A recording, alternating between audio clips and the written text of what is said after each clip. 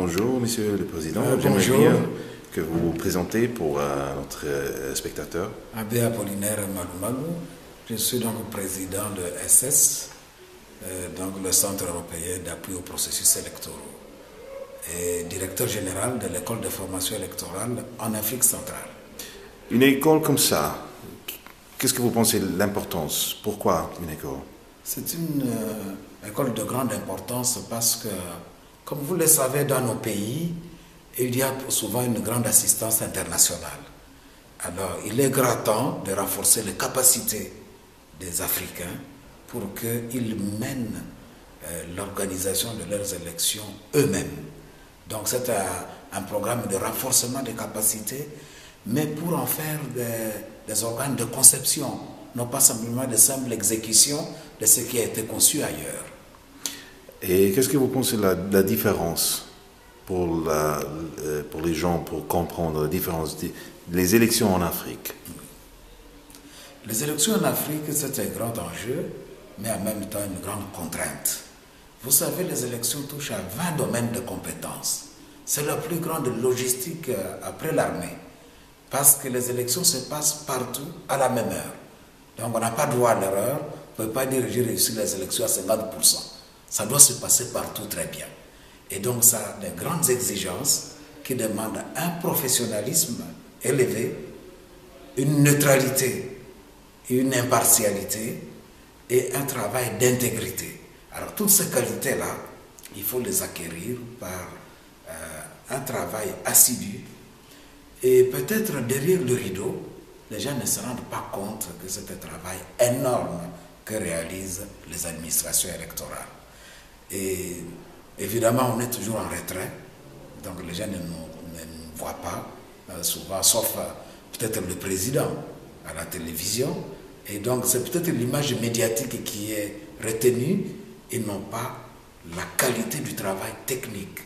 Donc, c'est un travail technique de haut niveau qui exige beaucoup de compétences et un travail de manager, un travail de coordination, un travail aussi de communication, de sensibilisation, un travail en fait qui met la commission électorale au cœur des relations avec plusieurs parties prenantes.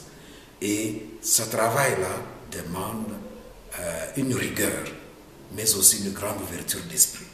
Le rêve, votre rêve, le futur. Mon rêve, c'est que les élections deviennent une fête en Afrique, pas un drame. Vous voyez, donc les jours des élections, tout le monde doit être capable de pouvoir se dire, bon, ça s'est passé, que le meilleur gagne, et non pas un psychodrame où il y a de mauvais perdants, où il y a d'autres personnes qui veulent planifier la fraude au lieu de travailler. Donc c'est le résultat d'un travail pour tout le monde. Alors si c'est ça, les élections deviendront une réalité en Afrique où il fait bon vivre. Un deuxième élément important, les élections ne sont pas une finalité en soi. On ne les organise pas vaille que vaille pour le faire. On les organise parce que c'est pour vider la crise de légitimité. Mais aussi, ce ne sont pas les élections qui vont changer la réalité. Parfois, on tombe dans l'électoralisme, où on pense que le lendemain des élections, le pays va changer. Non.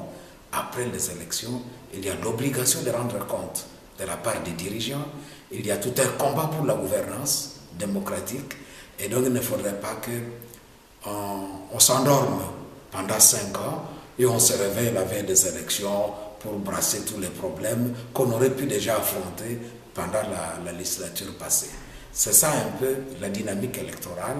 Elle est importante et je peux vous dire qu'en Afrique, il y a une charte donc de la démocratie des élections, de la gouvernance, qui vient d'être adoptée et ratifiée, qui montre bien qu'il y a un lien entre élection, démocratie et gouvernance, et ce sera le combat d'avenir en Afrique. Et comment est-ce qu'on peut rendre compte ce fait qu'après les élections, il y a un monde où la vie quotidienne, politique, démocratique, il faut, how do you say, to cultivate it, cultiver. Oui.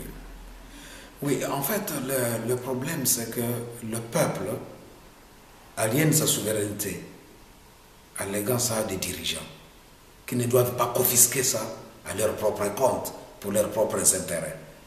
Mais pour que les dirigeants puissent rendre compte, il faut que le peuple ait la capacité de demander des comptes. Donc vous voyez, c'est un jeu politique très très fin, parce que on ne peut pas rendre compte s'il n'y a pas la capacité de demander des comptes. Et donc il faut éveiller la conscience des citoyens. Il faut que les élites congolaises s'approprient les élections. Que ça ne soit pas comme si c'était quelque chose qui venait de l'extérieur, qui est imposé de l'extérieur périodiquement. Et à ce moment-là, les élections vont trouver leur bonne place. En deuxième lieu, il ne faudrait pas que ça soit un drame, parce que le seul emploi, c'est la politique. Non, il faut justement que les autres emplois aussi fonctionnent.